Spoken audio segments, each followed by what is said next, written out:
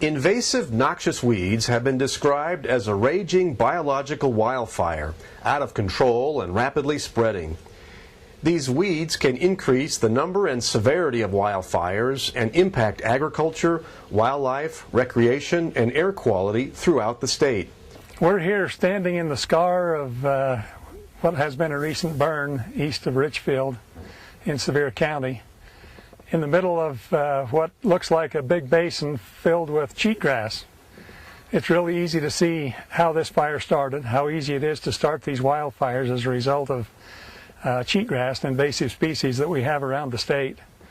The cost has been staggering to the state. It looks like our share this year is going to be about $25 million. That's really hard on a budget that, as everyone knows, we've been struggling to balance over the past couple of years. Invasive weeds contributed to one of Utah's worst wildfire seasons in history. By August, 1,000 fires burned through more than 400,000 acres at a cost of millions of dollars to fight. In an effort to combat this invasion, the Utah Department of Agriculture and Food is fighting a war against several targeted invasive species, such as square rose knapweed, medusa head, rush skeleton weed, and Phragmites.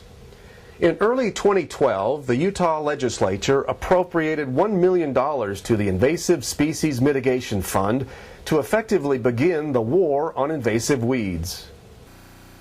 The way this year has turned out, we wish we would have asked for more, and it looks like we really could use a lot more help in this area around the state. With $1 million to spend, the UDAF received 71 project proposals totaling $2.2 million. Of those proposals, 31 were funded the first year. One project taking place in Juab, Tooele, and Utah counties focuses on square rose knapweed. And the knapweed right where we're standing was so thick, and I just didn't even know where to begin.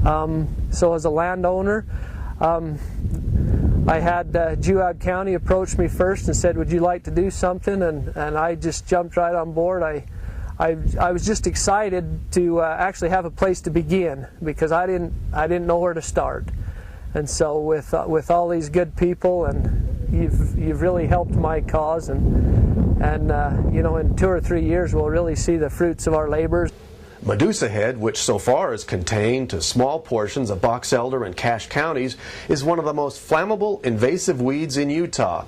It may even be more flammable than cheatgrass. Rush skeleton weed is another invasive species so far contained to Box Elder and Cache counties. Unlike Medusa head, weed supervisors have a pretty good idea of how to kill rush skeleton weed. The problem is finding it. It's quite hard to find and spot out. As you can tell in this field, the old dead plant looks a lot like alfalfa stems. In Utah County, along the shores of Utah Lake, a water-loving invader has taken hold. Phragmites invades lake shorelines and completely chokes out cattails, bulrushes, and other desirable species. Some of the money this project received has already been spent for helicopter aerial spraying of 1,500 acres of Utah Lake shoreline. The whole north end of the county, as you can see behind me, as it touches the lake, is invaded with Phragmites. We use a helicopter to apply that with a safe buffer between crops or desirable trees or homes. This beach here looked just like that area down there. It had Phragmites going all the way out into the water. We really do need to get rid of these invasive species and get back to some native species that we think will stop this cycle from going on. Once the rangelands are reseeded, well-managed livestock grazing can play an important role in maintaining ecological balance. Grazing can be a really important tool as you're reestablishing species, because you can use it to work on the competitive species, the invasive species that we've tried to take out. Grazing can also help reduce the spread and intensity of wildfires.